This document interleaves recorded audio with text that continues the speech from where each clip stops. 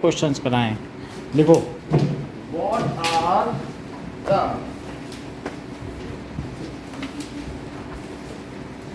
main physiographic division? तो हमारे India में कौन कौन से डिवीजन है इन इंडिया, या ये भी कह सकते हैं कि what are the relief patterns, या ये भी कह सकते हैं कि what is the topography of Indian plateau. ठीक है, सो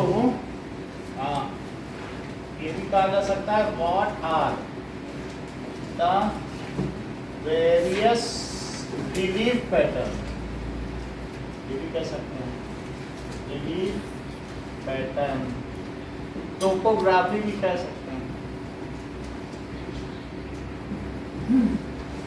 तो in India,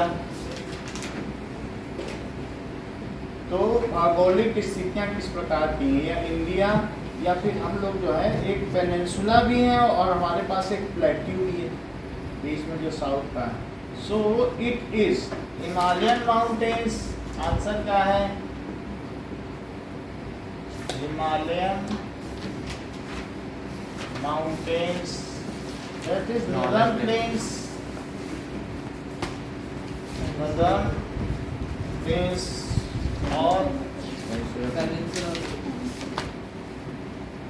northern plains, third peninsular plateau,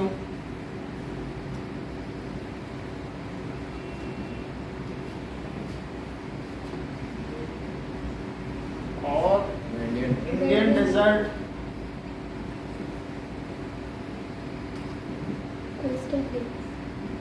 सही है, coastal planes,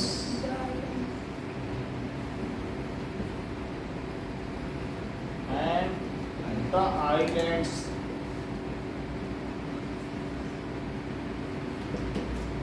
okay, western Ghat और ईस्टर्न घाट के बारे में मैंने आपको बता दिया था। ठीक है, नाउ अब आप देखें कि कुछ चीज़ें आपको मैप में आ सकती हैं। सो आउटलाइन, तो आपको क्या क्या चीज़ें आएंगी, इसको मैप में फिल करें। क्वेश्चन 2 है fill in map. So that is Karakoram range, Karakoram range, Karakoram range, इसको मैप में बनाओ।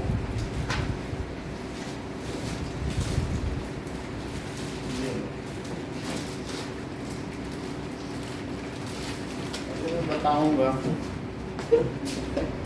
बुक में दिख रहा है तो बना दो बुक से देख के, जहाँ पे आपको दिख रहा है तो बना दो, है कराकोरम रेंज। ठीक है, सही है, यही बना दो, आस पास वालों को भी दिखा दो, ये बुक से ट्रेस करो, कराकोरम रेंज ये जगह सही बता है, कोई चीज नहीं प्रॉब्लम। क्या नाम है आपका?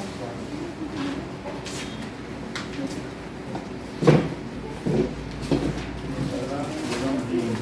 अब नेक्स्ट देखें कि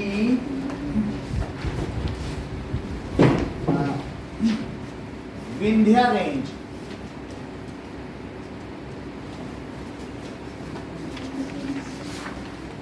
next is Aravali and Aravali Hills,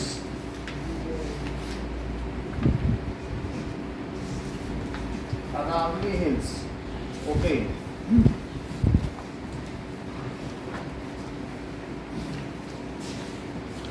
Anai Modi,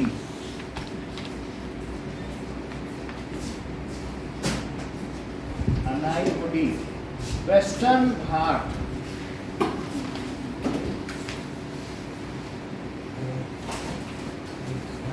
now Malwa Plateau,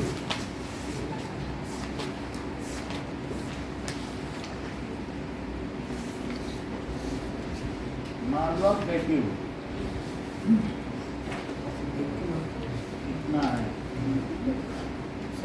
नंगा पर्वत, ओके ये लीजिए,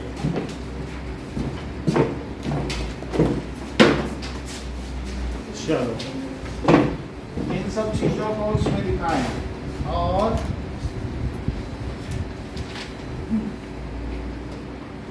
ये चीजें, छोटा नागपुर प्लेट्यू, छोटा Nagpur plateau. So let us draw all these in Indian map.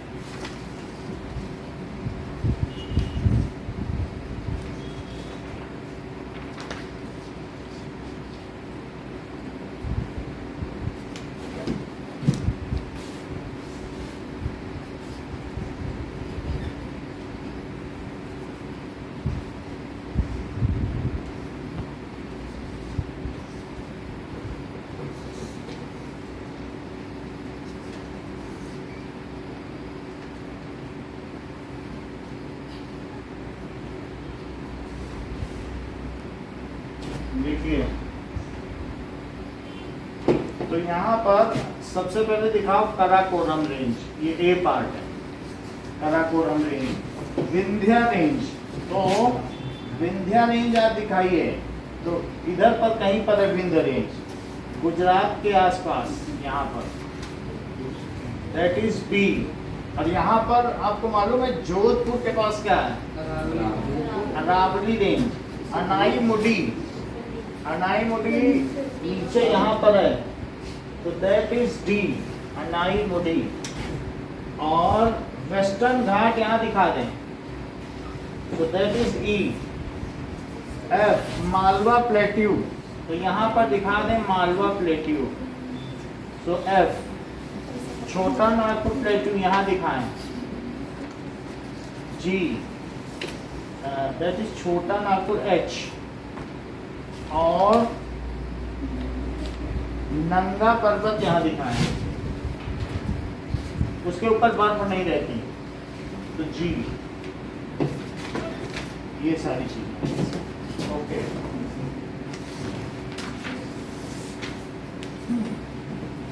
How many major tectonic plates the earth crust है? Earth के पास कितनी मेजर टेक्टोनिक प्लेट्स हैं? That is 7 tectonic plates. What is the northern most range known as? आपकी जो northern most range है वो कौन सी है? हिमाचल, शिवालिक या हिमाद्री? हिमाद्री, हिमाद्री सबसे नदर्न मोस्ट है ना, बाहर की ओर, हिमाद्री, जिसको इनर हिमालय भी कहते हैं। Okay, what are the traditional name of part of Himalaya line between Indus and Sutlej नदी? Punjab Himalaya. So it is known as Punjab Himalaya,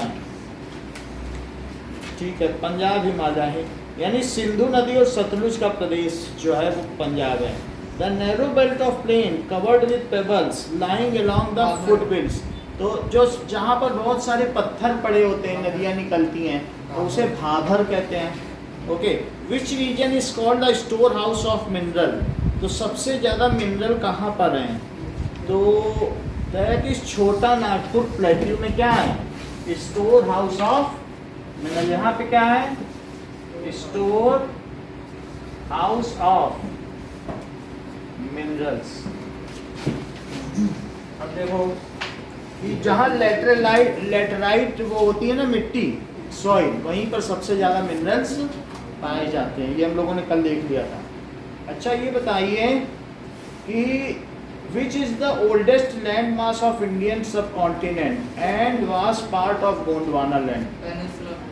तो सबसे ओल्डेस्ट लैंड मास इंडियन सब कॉन्टिनेंट का कौन सा है? कि ये ओल्डेस्ट लैंड मास, ये सब तो एक दूसरे पे चढ़ के प्लेट बनी हुई है, तो यानी ये देखा जाए तो 6th पेनिनसुलर प्लेट्यू, ये ओल्डेस्ट लैंड मास है जो ओरिजिनली किससे निकला हुआ है? दैट इज गोंडवाना लैंड से। और इसमें बहुत सारा इग्नियस रॉक्स हैं, आग्नेय चट्टानी, लावा खूब निकलता था तो ये ऊंचा हो गया। अब देखो, Kanchenjunga lies in which country? तो इंडिया में है कंचनजंगा, ठीक है। कंचनजंगा एक पर्वत श्रेणी है और which is the Pitti island and uninhabited, that is uninhabited, उसमें कोई नहीं रहता है। सो वो किस लिए फेमस है पिट्टी island? Because the bird sign. So that it is a bird sanctuary. What are atolls? Atolls क्या होते हैं? So they are circular और horseshoe shaped coral reef. Coral reef होते हैं तो circular coral reef आप लोगों ने देखे कि नहीं देखे? लक्षद्वीप में ये सब coral reef हैं। ये आप लोगों को मालूम नहीं है क्या?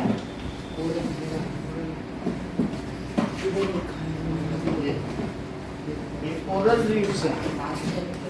ये लक्षद्वीप में बहुत अलग अलग कलर के पाए जाते हैं, क्योंकि ये तो काट काट के बनाए गए हैं, तो ये इसमें बहुत सारे ये जानवर होते हैं। कोरल रीफ समझ में आया? तो ये लक्षद्वीप में जाओगे बिल्कुल क्रिस्टल क्लियर पानी और इसमें रीफ्स पाए जाते हैं। ये कोरल रीफ। अगर आप फिर भी इसको देखना चाहें कि ये क्या चीज़ है, ऐसे तो कुछ पता नहीं चल रहा है, तो फिर आप ऐसे देख सकते हैं। क्या इससे कुछ पता चल रहा है?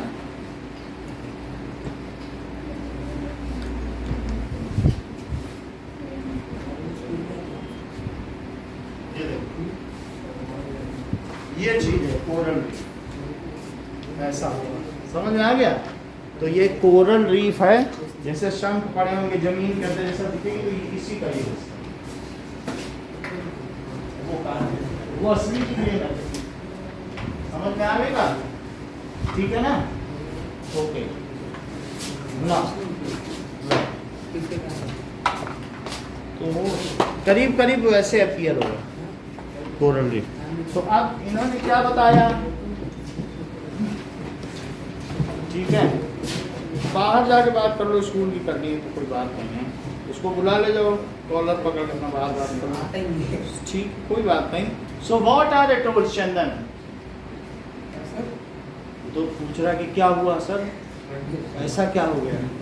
तो जैसे कि चंदन ने बताया कि एटोल्स क्या चीज़ें होती हैं, दे आर सर्कुलर और horse shoe shaped coral reef. देख देख के खूब मजा लिया, और जब पूछा कि बताओ एटोल्स क्या होता है, तो बताया नहीं कि इसी को एटोल कहते हैं। क्या हुआ सर? Circular coral reef. समझ में आ गई बात? अच्छा, धौलागिरी किस देश में है बताइए? तो धौलागिरी नेपाल में है, ठीक है। Okay, now the part of Himalaya lying between Sutlej and Kali, तो उस जो सतलुज और काली रिवर्स के बीच में पड़ता है वो कौन सा हिमालय है? That is Kumaon Himalaya. बहुत अच्छा बताया आपने। Which is the largest salt water lake in India? Lake Chilika. तो सबसे बड़ी सॉल्ट वाटर लेक कौन सी है? Lake Chilika. It is Chilka lake, Chilka lake. What is the shape of barchan? Barchan का शेप कैसा? That is 14th is crescent से। बर्चन देखें क्या चीज होती है तो कुछ पता चले। बर्चन देखें,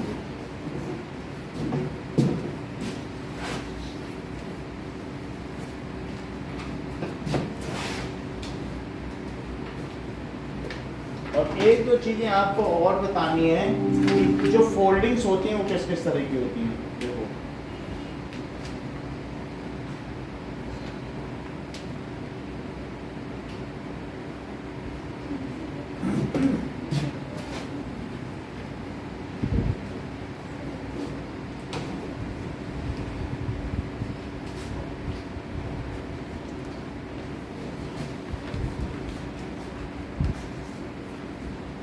okay, now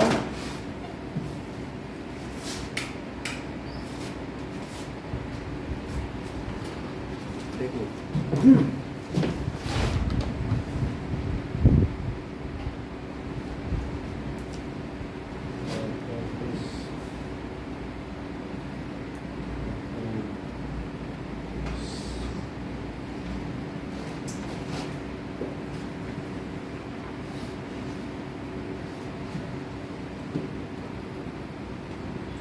ये सर्कुलर कोरल रीफ है।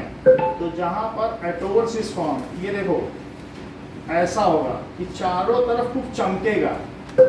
और कोरल रीफ से बनने वाला जो आइलैंड है, इमेज देख लीजिए। तो इस तरीके से जो आइलैंड बनेगा वो एटोल कहलाएगा। लक्षद्वीप और इन सब में लोग कोरल रीफ ही देखने जाते हैं, और उसमें अगर ऐसा आइलैंड आपको मिल जाए तो उसमें क्या होगा, दैट इज एटोल। ये कैसा है एटोल? तो इसमें बीच में लैगून है। लैगून का मतलब है ऐसा पानी जो गर्म पानी का चश्मा हो, हॉट वाटर, तो उसे लैगून कहते हैं। तो सर्कुलर कोरल रीफ है, तो this is called atoll. Okay, अब हम लोग नेक्स्ट चीज देखते हैं कि बर्चन किसे कहते हैं। So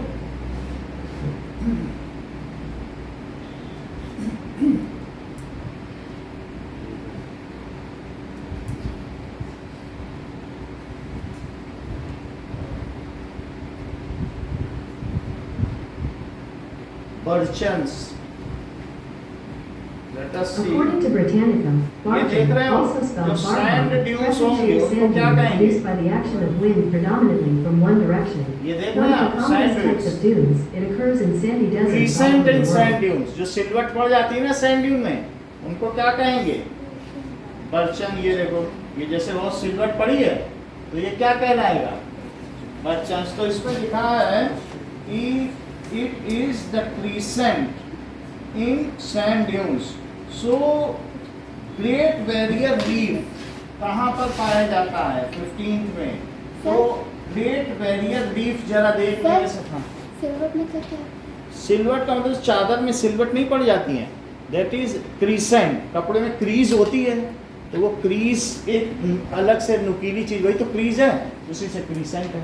anything which is sharp is known as crescent.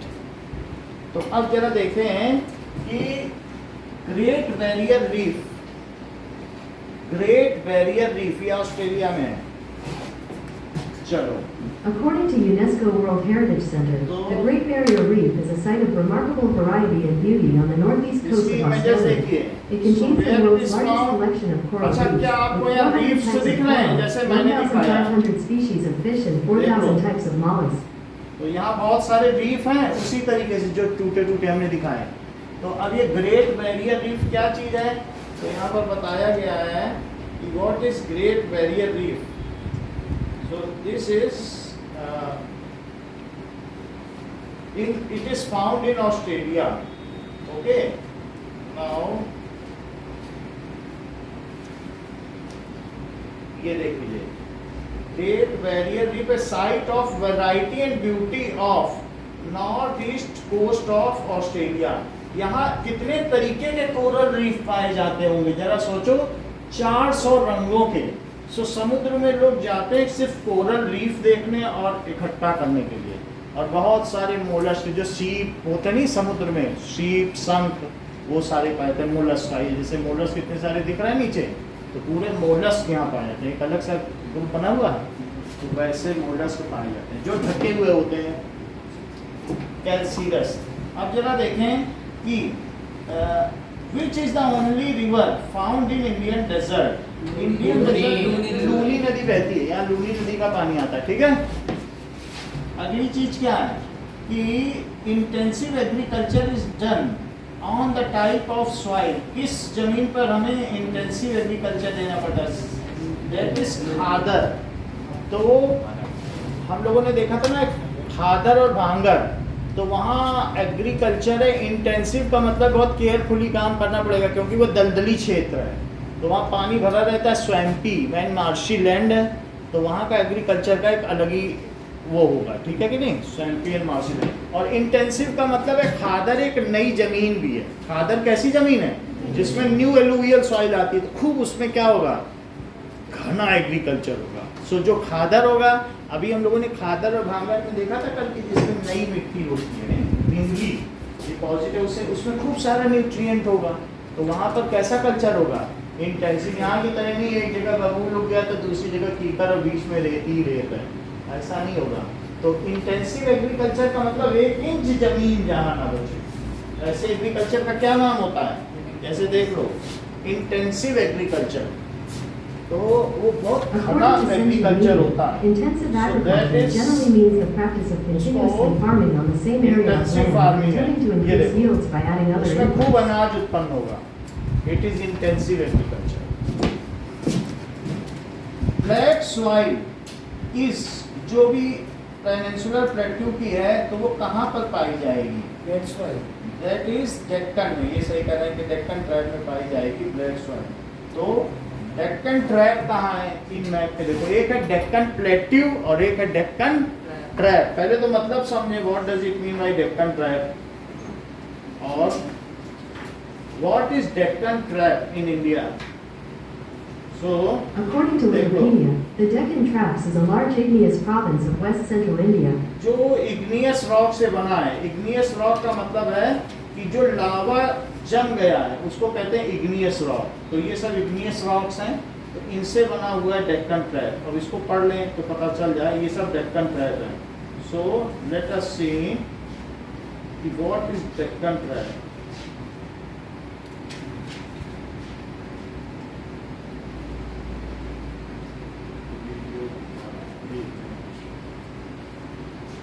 What is Deccan Trap? According to Wikipedia, the Deccan Traps is a Yeah. large igneous province of west central India. ये देखिए, it is one of the largest volcanic features of Earth, taking the form of large shield volcano. तो जहाँ volcano फूटे वही Deccan Trap है.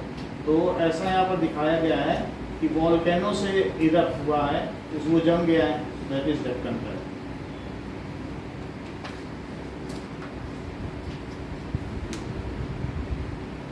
Okay, so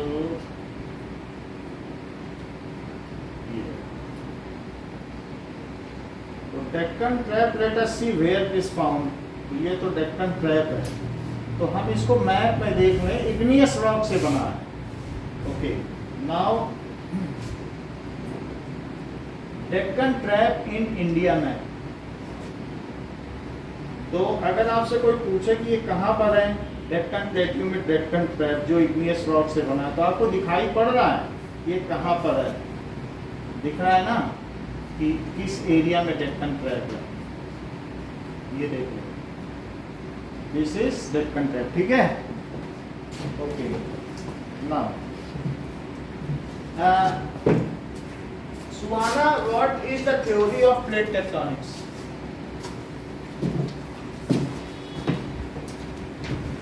बताएं. So Sure. they will either move toward each other हाँ. or in the opposite direction or upward. ये बात सही है. So according to this theory, the crust of upper part of Earth has been formed out of 7 major and minor plates. This is the theory of plate tectonics. देखिए, question है, what is the theory of plate tectonics? क्योंकि ये plate ही है, बाकी नीचे फिर से सी है, ऐसा नहीं कि पूरा अंदर ही तक है. तो प्लेट्स खिसकती रहती हैं. So crust of upper part of अर्थ,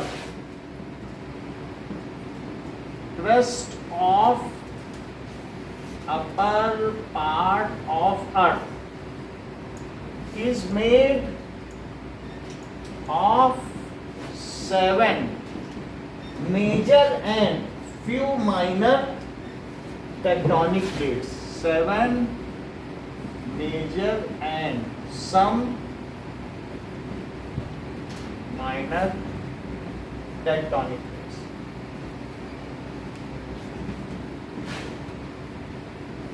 अब देखें कि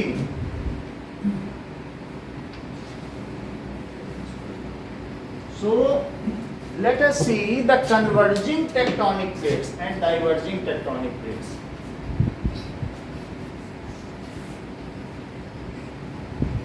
Converging and diverging tectonic plates. According to Vedantu, converging tectonic plates are the one that come towards each other and form a convergent boundary, while diverging tectonic plates are the one that move away from each other and form divergent boundaries. और जो एक दूसरे से दूर जाएं जैसे अगर मैं ये कहूँ कि ये रेज एक दूसरे की ओर आ रही है, तो ये कौन सी रेज हुई? कन्वर्जिंग है। और अगर ये कहा जाए कि रेज एक दूसरे से दूर जाए, तो ये कैसी हुई? Diverging raise. तो डाइवर्जिंग रेज तो पास आए तो कन्वर्जिंग है, जैसे लेंस में रेज पास आ जाती है ना, और कभी कभी दूर भी चले जाएंगे, तो डाइवर्ज का मतलब फैलना, और कन्वर्ज का मतलब क्या होता है? सिकुड़ना। तो सिकुड़ना भी हो सकता है, और क्या हो सकता है? फैलना। तो ऐसे ही प्लेट के बारे में हम देखेंगे कि कन्वर्जिंग और डाइवर्जिंग टेक्टोनिक प्लेट्स क्या होती हैं। Late us see what is actually convergence meaning and divergence meaning. जैसे मान लीजिए कि हमारे पास ये देखो कि अलग अलग रेज हैं, और ये हम यहाँ रखें तो क्या ये कन्वर्ज हो रही हैं? ये देखो, ये देखो, तो क्या ये एक दूसरे की ओर आ रही हैं? ये दिख रहा? तो ये कन्वर्जिंग हो गई। और डाइवर्जिंग कैसे होगा? डाइवर्जिंग का मतलब है, ये देखो, क्या ये दूर जा रही हैं? तो दूर जाए तो क्या कहा जाए? डाइवर्जिंग। तो ऐसे ही हम टेक्टोनिक प्लेट्स के संबंध में भी बात करेंगे कि what is converging tectonic plates and what is diverging tectonic plates. Let us सी।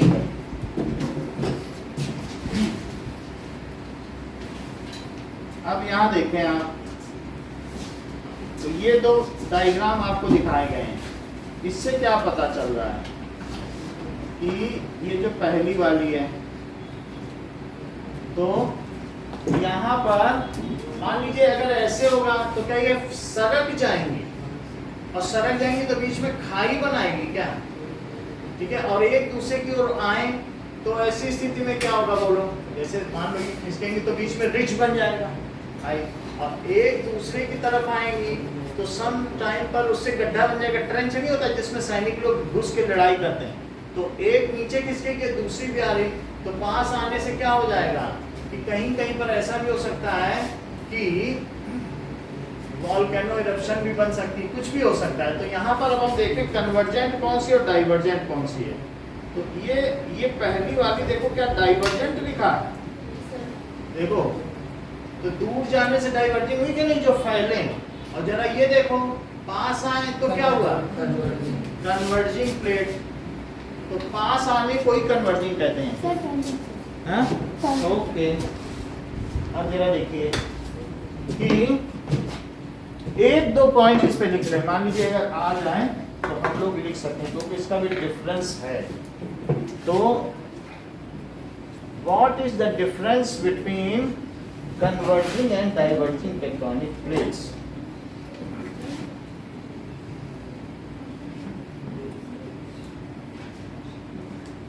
अच्छा, जो अफ्रीका में एक लैंड अलग हो रहा है वो डाइवर्जिंग है कि कन्वर्जिंग? डाइवर्जिंग। और वो इंडिया की ओर आ रहा है, तो टेक्टोनिक प्लेट। टेक्टोनिक में ई है, ई करो, टेक्टोनिक में ए लिख दिया कई जगह। So this is converging and diverging tectonic plate. अब देखिए, the plate that comes towards each other, the plates that तो तीन ही लिखा है, तो 3 मार्क्स का याद है। comes towards, क्या बोल रहे हैं? सर इससे सिर्फ इस चैप्टर से सब 3 बस मैं अब इससे स्विच ओवर कर रहा हूँ। The plate that move away from each other, थोड़ा सा फैमिलियर आपको कर दिया है कि छूटे नहीं कुछ। The plate that moves away from each other। अच्छा, in this तो क्या होगा बोलो कि रिज इज फॉर्म। इसमें क्या होता है? अब उसमें क्या बना है बोलो? That is trench is formed, और इसमें रिज बनता है। तो इस वाले में ट्रेंच बनेगा कि नहीं? यानी ऐसे लिख लो कि अगर मान लो ये प्लेट है, तो जो पहले वाली है तो ये, और दूसरी वाली, तो इनमें क्या होगा कि ये खिसकेंगी ऐसे, और ये इधर खिसकेगी, तो ये इधर अगर खिसकेगी तो बीच में क्या बन जाएगा,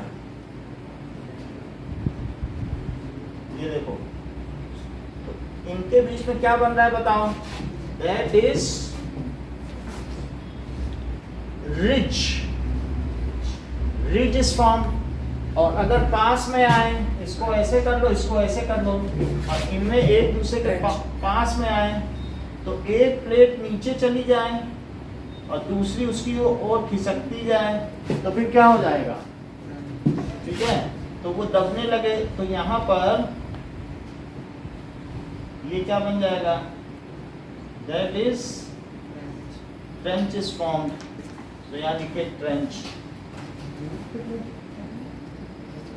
तो ये पास आ रही है, ट्रेंच का मतलब एक गड्ढा, ऐसे गड्ढा बन गया। So in this trench is formed,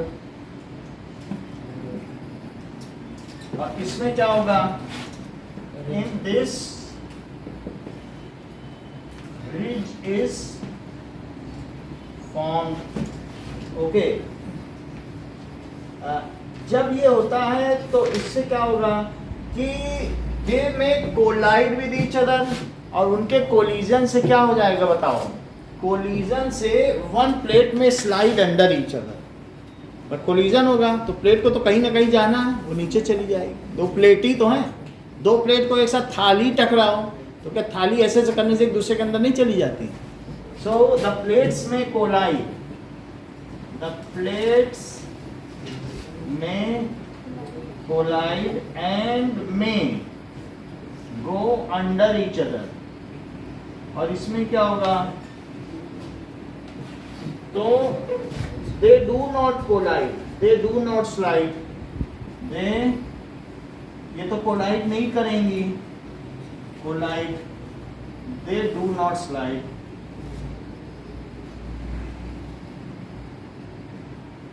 under each other, under each other.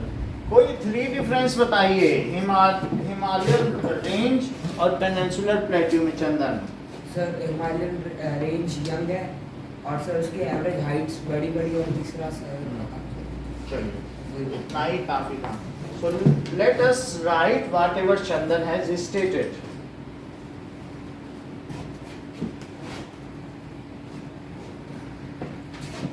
Now the Himalayan region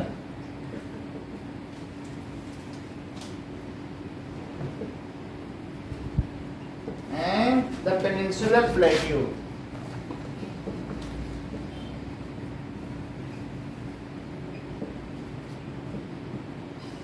peninsula का मतलब प्रायद्वीप और प्लेट्यू का मतलब पठार। सो इन दोनों में क्या अंतर है, it is loftiest mountain and deep valleys. It has loftiest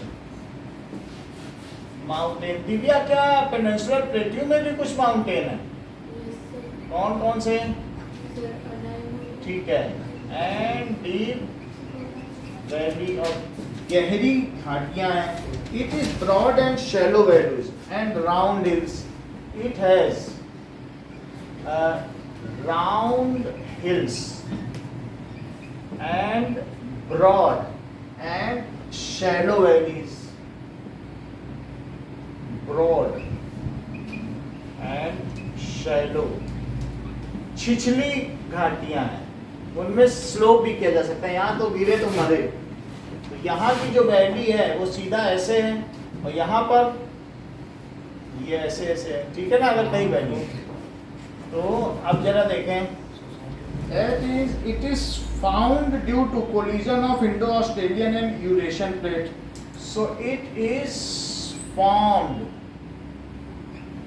as जो इंडो ऑस्ट्रेलियन बेल्ट है, एक फिर टूट के ऑस्ट्रेलिया चली गई, तो Indo Australian belt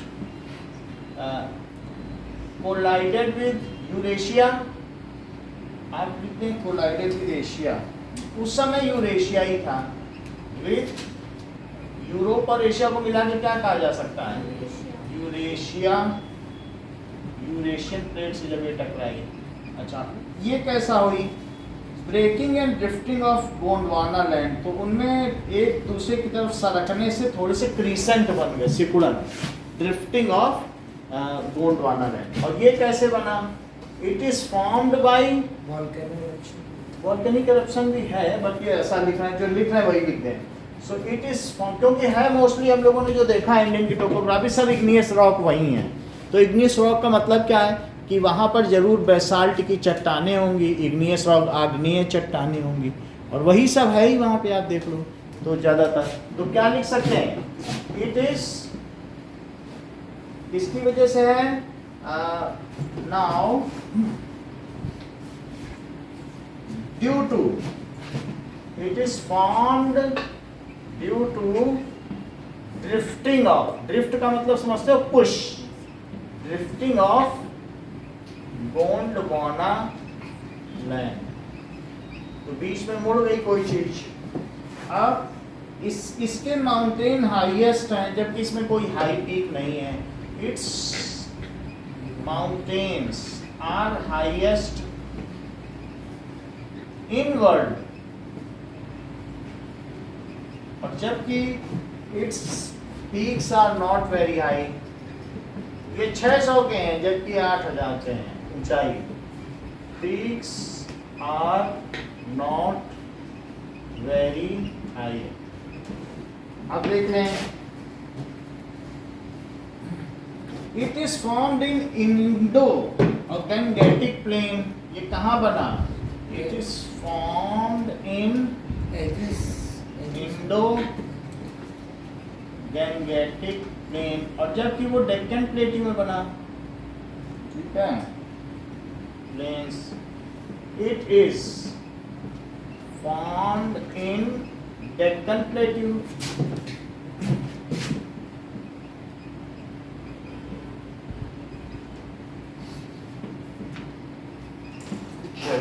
now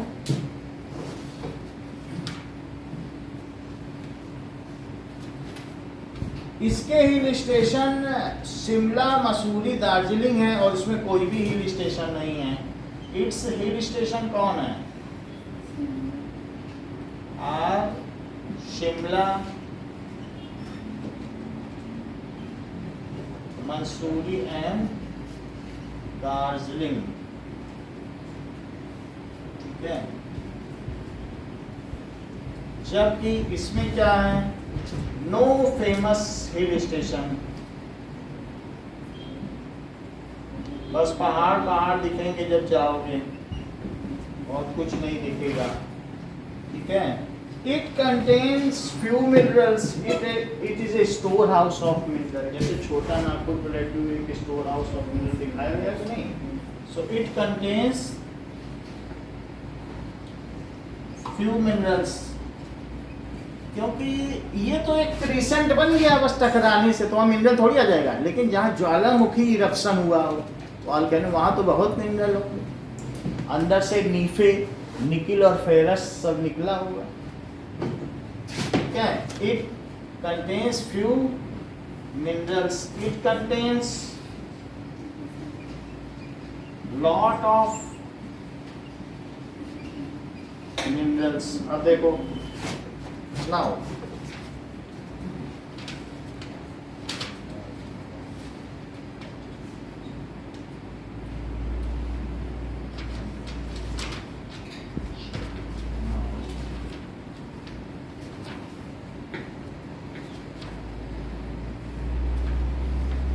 okay,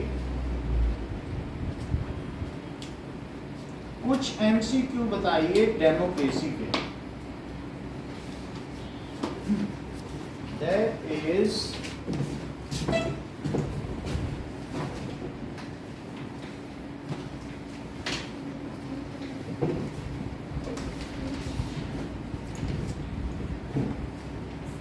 sir politics नहीं पढ़ानी? पॉलिटिक्स का थोड़ा ही वो आराम से हो जाएगा, 10 मिनट इसको कवर करते हैं फिर इसको पढ़ाएंगे। अब देखो, which of the following statement is true? The army ruler of Myanmar are elected by people. The people have no say under the army rule. The Pinochet of Chile was a democratic ruler, और the king of Saudi Arabia ruled because people have chosen him. तो इसमें कौन सा true है? Chilli में Pinochet आए थे, तो पिनोशे किस लिए आए थे? मिलिट्री ने क्या किया था? कैद कर लिया था। फिर बाद में पिनोशे को लोगों ने इलेक्ट किया, तो इसकी वजह से क्या हुआ? इसमें लिखा है डेमोक्रेटिक रूलर। पिनोशे एक जनरल था, सो पीपल हैव नो से अंडर द आर्मी रूल, मतलब आर्मी रूल कोई पसंद करता है? बोलो। तो इसका सेकंड आंसर करेक्ट है कि पीपल हैज नो से। अगर किसी से भी कहीं भी पूछोगे तो कोई चाहेगा कि आर्मी रूल है, तो नो से टू आर्मी रूल। अच्छा, जनरल परवेज मुशर्रफ ने मिलिट्री कूप कर दिया था इन पाकिस्तान, तो ये कब कर दिया था? 1999 में। उन्होंने खुद को वहाँ पर अपने आप को रूलर घोषित कर दिया था, और जो इलेक्टेड गवर्नमेंट थी तो नवाज शरीफ ने उसको हटा दिया था। तो ऐसा उन्होंने किया था। किसकी? With what motive did general Pervez Musharraf issue a legal framework order, और एक लीगल ऑर्डर भी पेश कर दिया। तो लीगल फ्रेमवर्क ऑर्डर क्या कहता था कि इन्होंने बताया था कि कॉन्स्टिट्यूशन को ही इन्होंने बदल दिया था कि president can dismiss the provincial government. President जो है वहाँ की प्रोविंशियल गवर्नमेंट को सपोर्ट, खुद पहले वो प्रेसिडेंट बने, अब फिर उन्होंने डिसमिस कर दिया, प्रेसिडेंट रूल लगा दिया। तो प्रेसिडेंट का रूल, प्रेसिडेंट तो तीनों सेनाओं का अध्यक्ष होता ही है। तो पहले जनरल थे, खुद को प्रेसिडेंट बना लिया, अब फिर बोला प्रेसिडेंट रूल है, सबको डिसमिस कर दिया। ऐसा इन्होंने जनरल लीगल फ्रेमवर्क ऑर्डर प्रस्तुत किया। तो ये विद व्हाट मोटिव, ऐसा उन्होंने क्यों किया? To enhance the dignity of Pakistani citizen, to empower himself, to empower his supporters, to amend the constitution of Pakistan. To empower himself, तो ऐसा इन्होंने इसमें तो लिख रहा है थर्ड का डी कि to amend the constitution of Pakistan, यानी किस मोटिव से उन्होंने लीगल फ्रेमवर्क ऑर्डर किया कि जिससे कि लीगल फ्रेमवर्क ऑर्डर इसलिए प्रस्तुत किया कि जिससे कि वहाँ का कॉन्स्टिट्यूशन ही बदल जाए, और एक बार बदल जाएगा तो फिर उनके हाथों में सत्ता आ जाएगी। So to change the constitution of Pakistan. चलो, elections are held in China, कितने सालों में होते हैं बताइए? 5 years, 5 years में होते हैं। What does a candidate need before contesting elections in China? अगर वहाँ पर उसे Chinese Communist Party. yes, that is 5th में approval of Chinese communist party. बिल्कुल सही बता नहीं आंसर कि वहाँ की कम्युनिस्ट पार्टी कहेगी कि हाँ तुम लड़ सकते हो तो ही लड़ सके, ऐसे कोई भी नहीं। यहाँ तो निर्दलीय भी होता है ना, बिना किसी पार्टी के, लेकिन वहाँ वो कहेगी तो तभी हो सकता है। In which country is institutional revolutionary party active, कहाँ पर PRI का शासन है? देख लो, institutional revolutionary party PRI, Mexico. और what is peculiar about ZANU PF? जानू PF के बारे में क्या चीज फेमस है? तो उसने कभी भी इलेक्शन हारा नहीं है, ये कभी। That is what is the peculiar, it has always one election. हमेशा क्या है, फर्जीवाड़े से 40 साल तक करती रही। और जानू PF अभी हम बता रहे हैं आपको ये कहाँ का है, जिम्बाब्वे का है, तो वहाँ पर ये हमेशा जीतती रही है। अब देखिए ठीक, और देखो, that is which of the following country does not deny equal rights to vote? किस देश में, कौन सा देश मना नहीं करता है equal right to vote? Saudi Arabia, Estonia, India, Fiji does not deny equal rights to vote. बोलो। इंडिया, इंडिया तो कहता है, डिनाई तो नहीं कर रहा है ना। सो देखो अभी हम बताते हैं 7th का C, इंडिया ही है, डज नॉट डिनाई, जो डिनाई ना करता हो। Which of the following is in favour of democracy? Leaders keep changing, क्या ये डेमोक्रेसी के लिए फेवरेबल है? Delays are often made in taking decision, क्या ये फेवरेबल है? The dignity of citizen is enhanced, क्या ये फेवरेबल है? Political competition is very prominent, हमारी डिग्निटी बढ़ जाती है अगर हम डेमोक्रेटिक कंट्री के हैं, क्योंकि हमें अधिकार अधिक मिलते हैं। Which region is accountable for the death of nearly 3 crore people in China famine इन 1958 में? तो वहाँ पर क्यों फेमाइन आ गया था? That is absence of democracy. तो वो माओ की सरकार थी, तो उसने क्या किया, एब्सेंस ऑफ डेमोक्रेसी थी, तो उसने कहा जी ये गौरैया बैठ गई पेड़ में, मारो सारी गौरैया को। उसने कहा जो 1 किलो गौरैया देगा उसको 60 रुपए देंगे। सब सेना लग गई मारने के लिए, तीर कमान गुलेल लेके, सब गौरैया मार दी गई। अच्छा, गौरैया के मर जाने से फिर कीड़े बढ़ते चले गए। वो तो गौरैया बैठी थी पेड़ पे, खा तो कीड़े रही थी, उसने सोचा ये पेड़ खा रही है, तो उसने मरवा दिया और सब कीड़े फल गए, सारी फसल बर्बाद हो गई। तो अब वहाँ पर लोग मरने लगे, इतने लोग, मिलियंस लोग मर गए, करोड़ों में मर। तो अब इतने मर गए, उसने कहा सांप बिच्छू जो मिले खाओ, जिंदा तो रहो। तो वहाँ लोगों ने सांप बिच्छू जो पकड़े ऐसे खाने लग गए। तब से वो आदत आज तक, मरता क्या न करता। तो वो माओ सरकार है, उसी की फोटो उस पर छपी है। तो जानू पीएफ पॉलिटिकल पार्टी कहाँ की है? That is जिम्बाब्वे की है। Now let us come to economics. The village story of village Palampur. बोलो। वो differentiate मतलब हाँ ठीक है, ठीक। The story of village Palampur. देखिए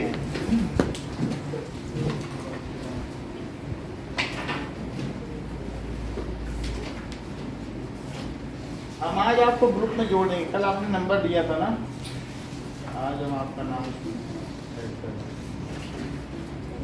कल का वीडियो भी भेज देंगे।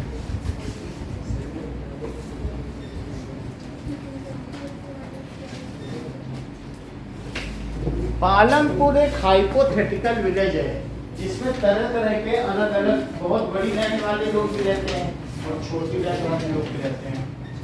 एक काल्पनिक गाँव है। इसमें कितने परिवार रहते हैं? 450 families, 450 families।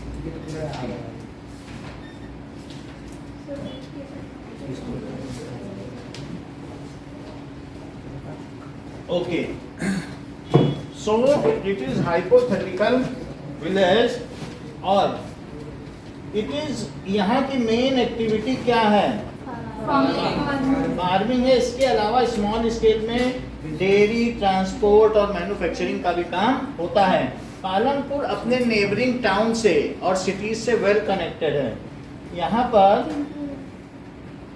Road, transport, electricity, irrigation, school और प्राइमरी हेल्थ सेंटर की भी सुविधा है। There are 4 requirements for production: land, labour, physical capital and human capital. देखो, देयर आर 4 चीजें चाहिए। 4 रिक्वायरमेंट्स फॉर, किस चीज के लिए रिक्वायरमेंट है बताओ? For production of goods. ठीक है, गुड्स एंड सर्विसेज। लैंड चाहिए, जमीन भी तो चाहिए, और मजदूर चाहिए, फिजिकल कैपिटल, और साथ ही साथ ह्यूमन कैपिटल। फिजिकल कैपिटल, और ऐसा नहीं कि पैसा ही लगा दो, तुम्हें खुद भी उसमें जूझना पड़ेगा। ये वो ह्यूमन कैपिटल, कोई ना कोई तो उसका लीडर होना चाहिए। कुछ स्किल्ड आप रखोगे, इंजीनियर रखोगे कि नहीं, लेबर तो कहीं से भी मिल जाएंगे। ह्यूमन कैपिटल में जो स्किल्ड ट्रेड्स, मैंने उसे ह्यूमन कैपिटल कहते हैं। कुछ मैनेजमेंट के लिए एमबीए रखोगे तो उसे क्या पाओगे? Human capital. सो ये बात सही है, जो इन सबको एक साथ ला सके। अब देखिए, सो फिजिकल कैपिटल में क्या क्या आएगा? टूल्स, मशीन, बिल्डिंग्स, ये फिजिकल कैपिटल में आएगा। फिजिकल कैपिटल, इन सब के लिए पैसा चाहिए। टूल, मशीन और बिल्डिंग भी चाहिए, रॉ मटेरियल भी चाहिए, अब कुछ ऐसी चीजें होती है, कुछ रोटेटिंग फिजिकल कैपिटल होती है और कुछ फिक्स्ड होती है जो बदलती रहे, तो रॉ मटेरियल आपको बदलना ही पड़ेगा, ठीक है। मनी भी चाहिए। अब ये देखो तो कुछ इसमें फिक्स्ड कैपिटल होते हैं और कुछ क्या होते हैं, वर्किंग कैपिटल। तो फिजिकल कैपिटल दो तरीके के हैं, एक फिक्स्ड है और एक कैसा है, वर्किंग। देखो वर्किंग में रॉ मटेरियल हो गया, और मशीन, टूल्स, मशीन और बिल्डिंग, ये सब हो गए। अब देखें कि every production is organized by combining land labour, physical capital and human capital. So what are the factors of production? तो फैक्टर्स क्या है, factors of production. So every production is possible after combining, इन चारों को जब combine करोगे तभी तो प्रोडक्शन पॉसिबल है। तो इन चारों को क्या कहते हैं, किसी उत्पादन के कारक। सो every production is possible after combining land, labour and physical capital, और जो इसे कंबाइन करते उसे ह्यूमन कैपिटल कहते हैं। So combining land, labour, physical capital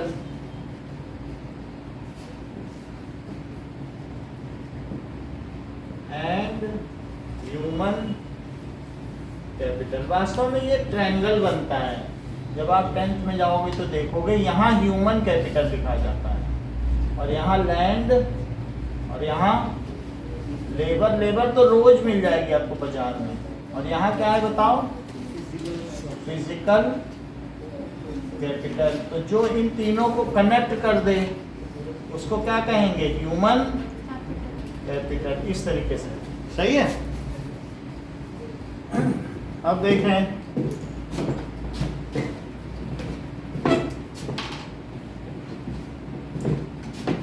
G, 75% of people in Palampur are dependent on farming, but the land area under cultivation is practically fixed.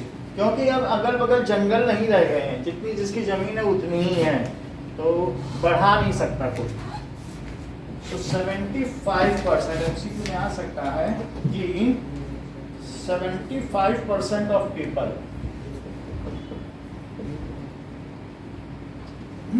In Palampur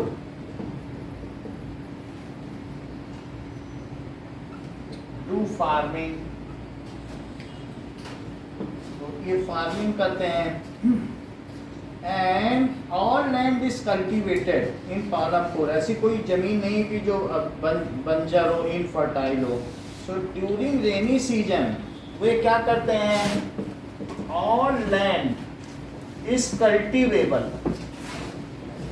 cultivable का मतलब उपजाऊ है, वेबल। दे ग्रो, ये बाजरा उगा लेते हैं, ज्वार बाजरा इन खरीफ बारिश में।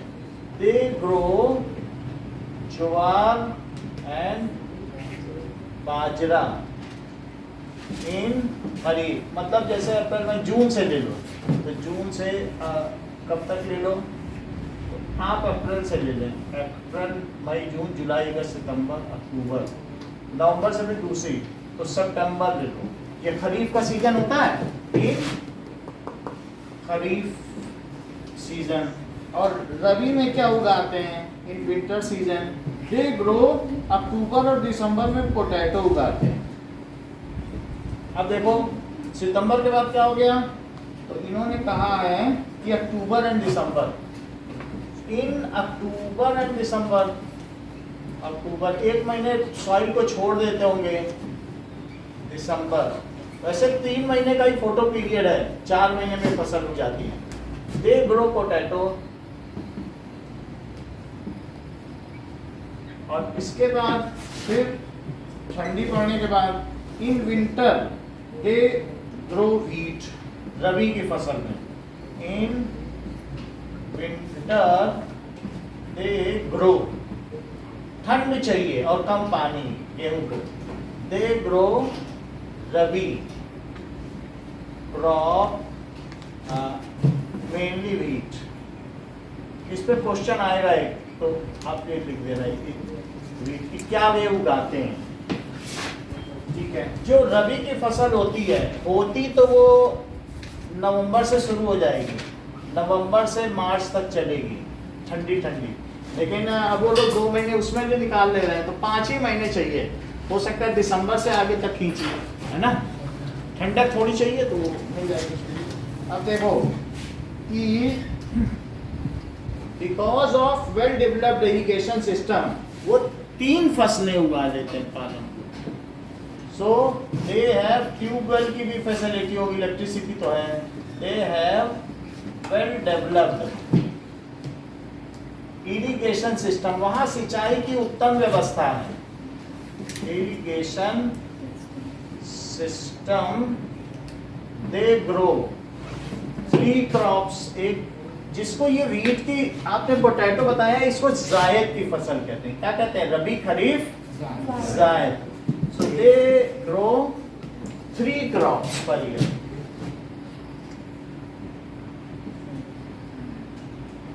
अब देखिए कि इसके अलावा भी वो मल्टीपल क्रॉपिंग भी करते हैं, यानी कई बार ऐसा इसलिए करते हैं मल्टीपल क्रॉपिंग की एक ही जमीन पे कई फसलें भी उगा लें, तो उसको क्या कहेंगे, अगर मान लो एक फसल खराब हो गई तो दूसरी सर्वाइव पर जाएगी, उससे पैसा निकल आएगा। They also practice multiple cropping, practice multiple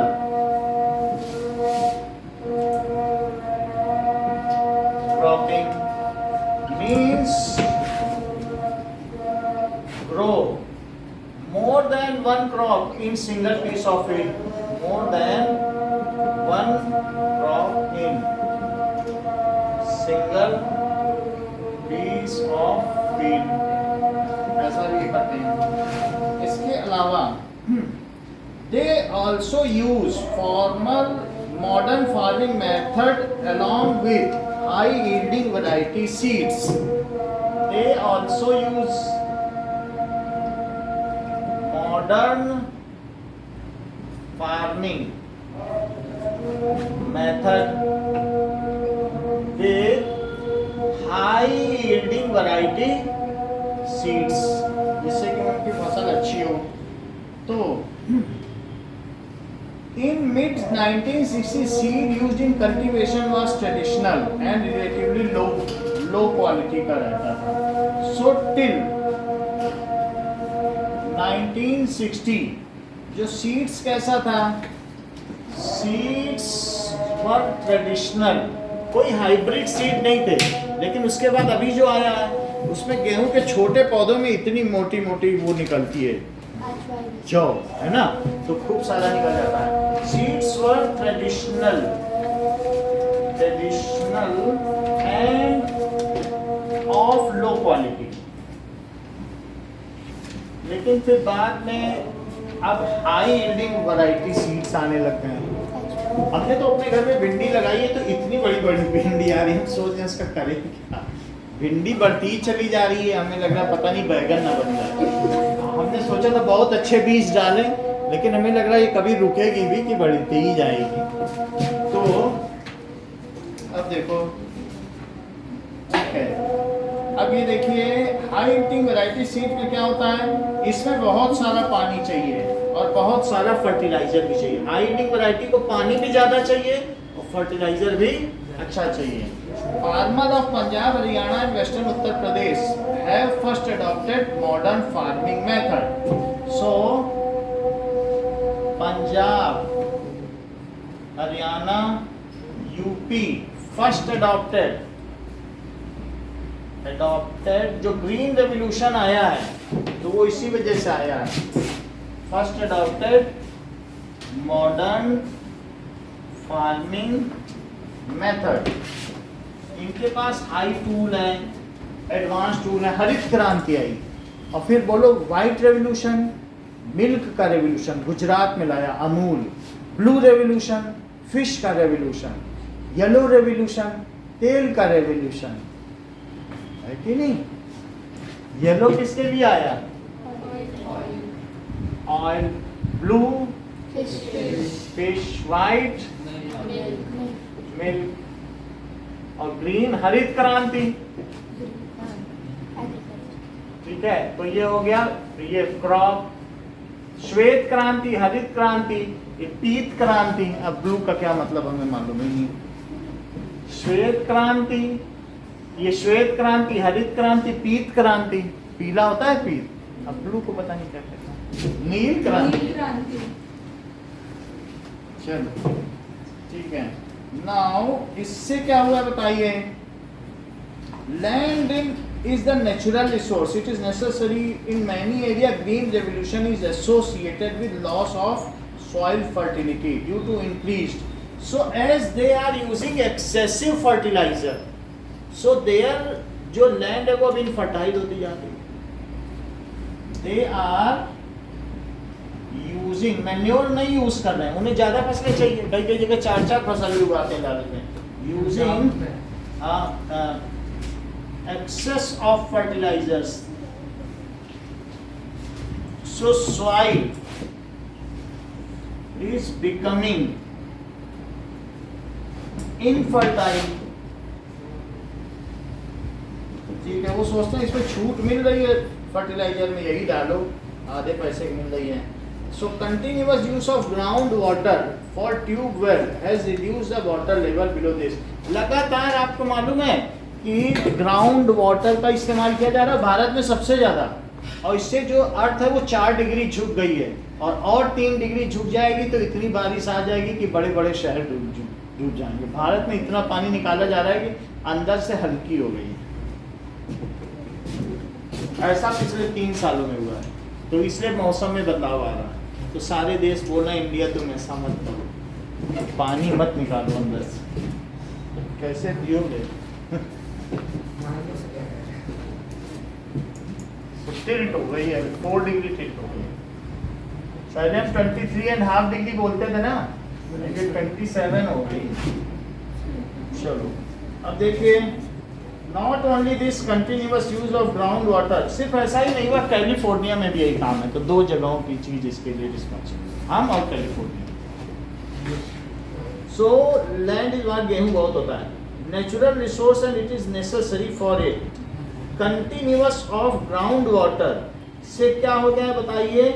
the ground water level is decreased, so level of water is depleted। so continuous use of ground water has decreased water level, underwater level, underground water level। ऐसा भी हो गया है। अब देखिए, 1/3 of 450 family are landless। वहां पर Palampur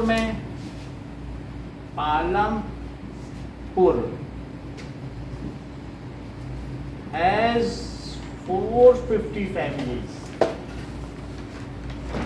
Now 1/3 are landless, वो भूमिहीन किसान है, और इसके अलावा वो कहीं लेबर का जॉब करते हैं। ठीक है, लैंडलेस एंड रिमेनिंग फैमिली में 240 family cultivate a small plot less than 2 hectare and in, अब 1/3 कितना हो गया बोलो? क्या 300 हो गया? अब मतलब 1/3 करो जरा 450 का, तो क्या 150 परिवार लैंडलेस हैं? 150 फैमिलीज कैसी हैं बताओ? लैंडलेस। और अब बताओ अब कितनी बची? सब्ट्रैक्ट करो जरा। तो 300 में से 200 परिवार तो 240 फैमिली लेस देन 2 हेक्टेयर, उनके पास जमीन कितनी है? अब कितनी बची? बोलो, अब कितनी बची? 240 और निकाल दो, तो 60 फैमिली ऐसी जिनके पास लार्ज लैंड है। तो 60 फैमिलीज लार्ज जो है एरिया मोर देन 2 हेक्टेयर का है। अच्छा, medium and large farmers hire farm labours, इनमें जो मीडियम है और बहुत बड़े लार्ज फार्म है, मीडियम एंड लार्ज फार्मर्स ये हायर करते हैं, इन्हीं में से हायर कर लेते हैं फार्म लेबर।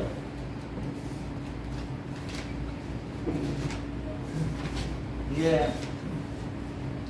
ठीक है, the farm labours come either from landless family, they are paid wages, तो उनको वेजेस मिलते हैं, लेकिन वेजेस बहुत ज़्यादा नहीं है, ठीक है। So they are paid daily wages,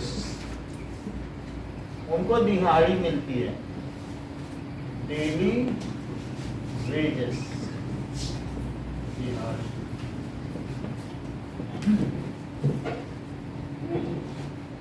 पहले बंधुआ मजदूरी थी कि पैसा नहीं देंगे, तुम्हारे पिता ने हमसे कर्ज लिया था, अब काम करते रहो जिंदगी में। अब नहीं कि अब देखिए, तो एक और चीज है, so the small farmers have not much money, so they borrow money from large farmers और money lenders at high rate of interest. जो छोटे किसान हैं उनके पास पैसा नहीं है, द स्मॉल फार्मर्स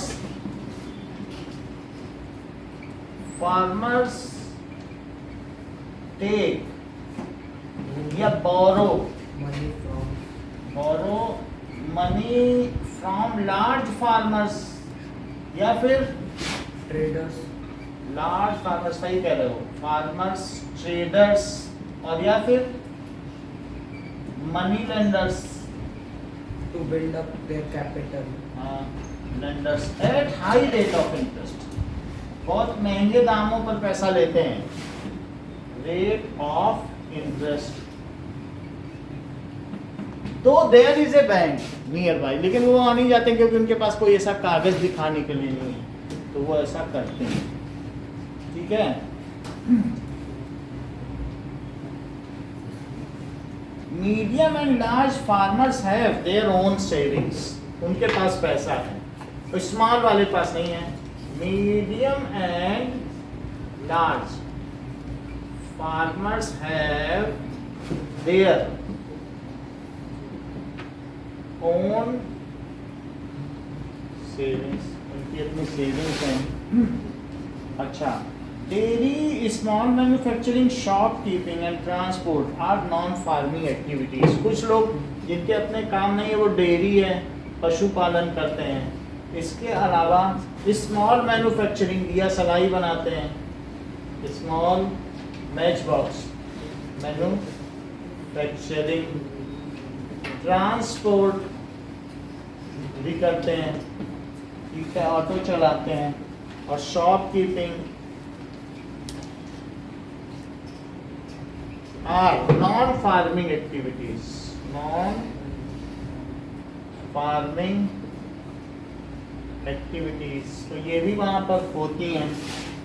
अच्छा, dairy is a common activity in many family of Palanpur. Milk is sold to Raiganj, बगल में कस्बा है, milk is sold to nearby town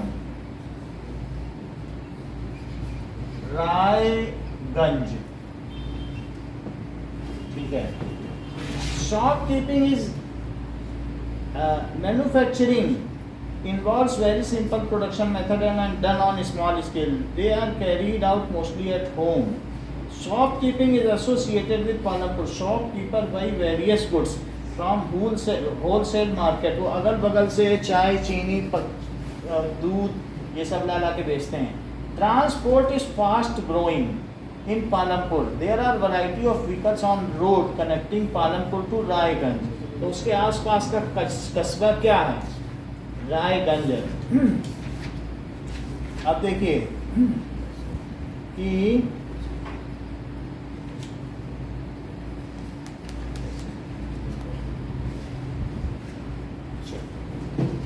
अब कुछ इंपॉर्टेंट क्वेश्चन देखिए.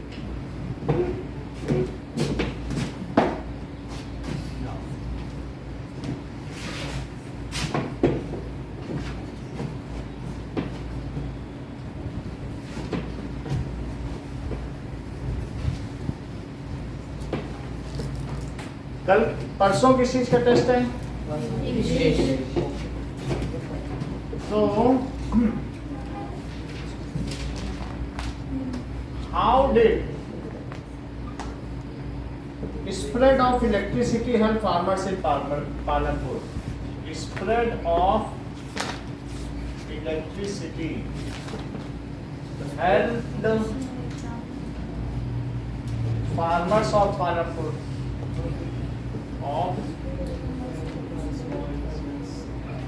तो वहाँ कैसे मदद की? So spread of electricity in Palampur helped in a number of ways. कई तरीके से मदद की. It transformed the system of irrigation. It transformed. अब ट्यूबवेल से पानी आ रहा है. ट्यूबवेल समझते हो? That is कहीं पर पानी बोरिंग से निकल रहा है. So that is the system of irrigation. सिंचाई के उसकी पद्धति को ही बदल कर रख दिया है. So Persian wheel were till then used by farmers. तो पहले रहट यूज किया जाता था. ऐसे होता नहीं था, उसमें बहुत सारी बकेट लटकी होती थी. तो अब लेकिन वो सब नहीं है. बकेट पहले बकेट लटकी रहेगी, duck duck duck duck duck duck चलता नहीं, रहट होता था. तो वो सब यूज नहीं होती है. अब क्या होगा कि now farmers draw water from wells. ठीक है. Electric run tube wells are used. Tube wells are used in place of Persian wheels. तो पहले पर्शियन यानी पारसी लोग जिसे यूज करते थे. पर्शियन व्हील्स और वेल्स. वेल्स की जगह तो वो अब इसकी जगह ये कर रहे हैं. The first few tube wells were installed by government. The first few, जिससे लोगों को पता चले कि अच्छी चीज़ है, और बाद में लोगों ने तो खुद ही लगाने शुरू कर दिए. Wells were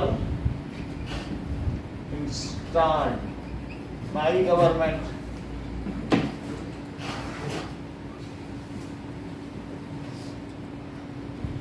and soon farmer start setting their own fields tube wells. After that farmers installed on their own. After that farmers, तो farmer ने खुद ही इंस्टॉल कर लिया. Installed on their own. Now they grow.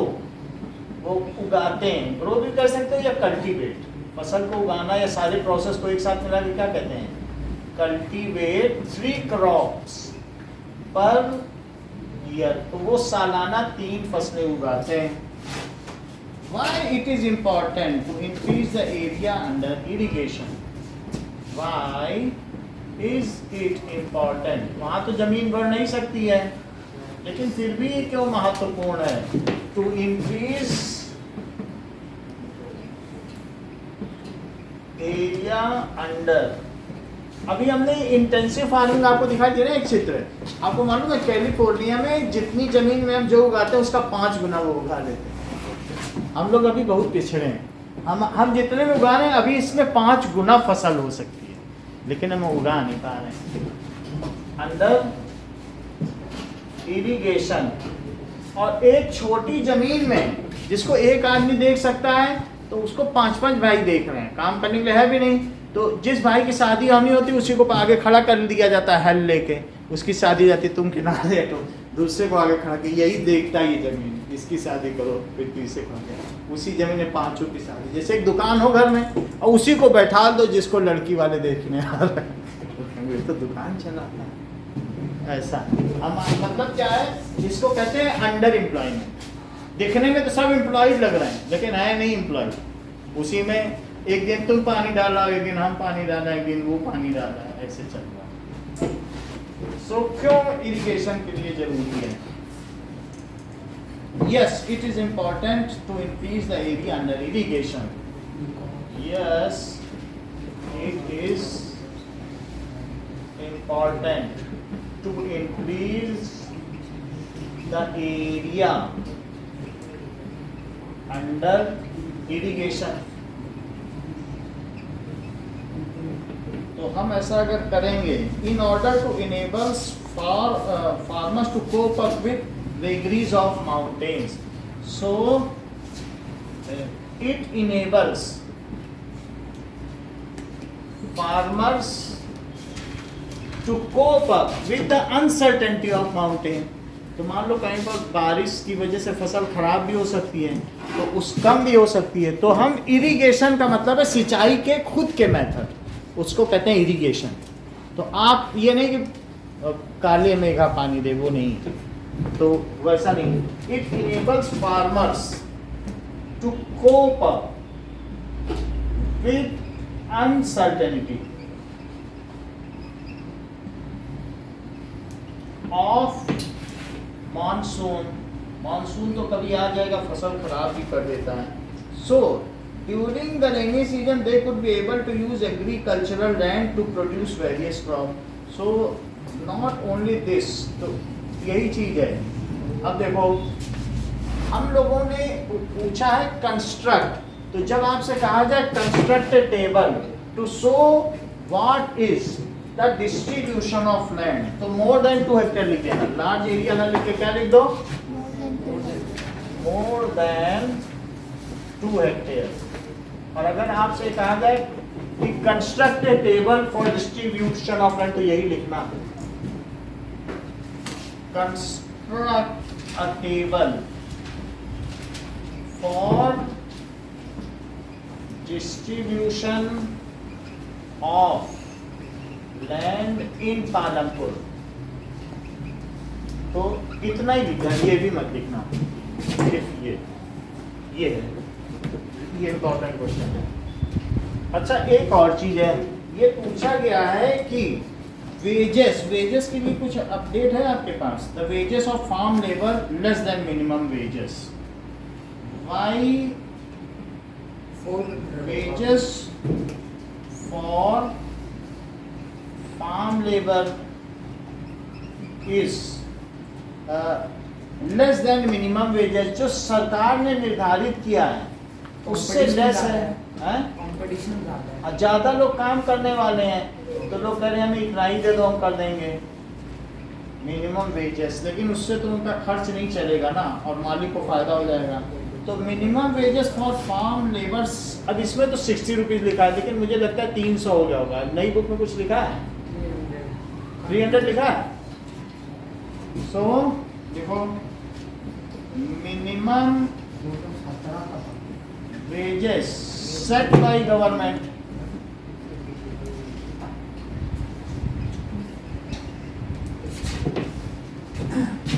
for farm labor is rupees 300 per day, but number of labor is more and work is less in compared to work, but due to more number of laborers, ठीक है, they agree to work at low wages. People agree to work at low wages. तो वो कम में भी कर लेते हैं। For example ऐसा कुछ लिखा है कि 200 में कर लेते हैं, 160 as ₹160 per day। तो ये चीज है।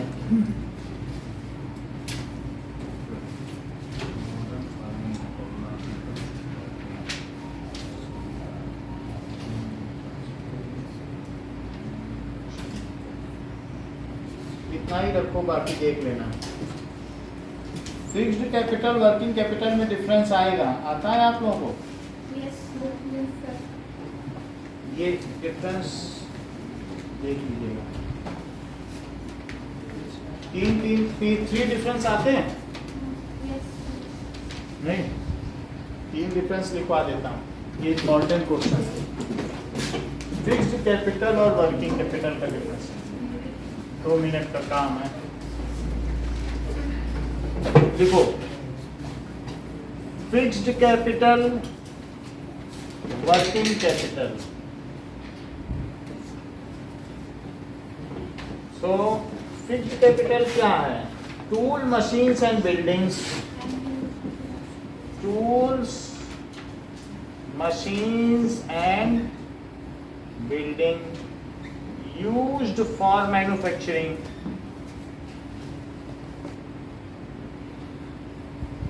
अच्छा, इसमें क्या होगा? Raw materials and money in hand, जो रोटेट होता रहे, raw material and money in hand. ये भी जरूरत होती है, पैसे नहीं होंगे तो मैन्युफैक्चर क्या करोगे? So tools, it can be used over many years. तो फिक्स्ड कैपिटल बहुत दिनों तक चलता है। Capital can be use, long lasting है, फॉर मैनी ईयर्स। वही टूल बहुत दिनों तक चलेगा। जबकि इसमें क्या है? So it these are used up in production, used up in production and need replenishment। फिर से और भी तो जरूरत पड़ेगी, replenishment। तो फिर से रॉ मटेरियल लाओ। सो अब इसका एग्जांपल क्या है? That is, it ranges from simple tool to modern tool to modern tools and machines। ठीक है। Similarly, good quality yarn और that is cheap yarn, जो भी है। So it ranges good yarn और cheap yarn by weaver। जैसा धागा use करेगा by weaver। कितना ही रखो। और एक तो क्वेश्चन देख लेना, जो 5 नंबर का एक आएगा तो देख लेना।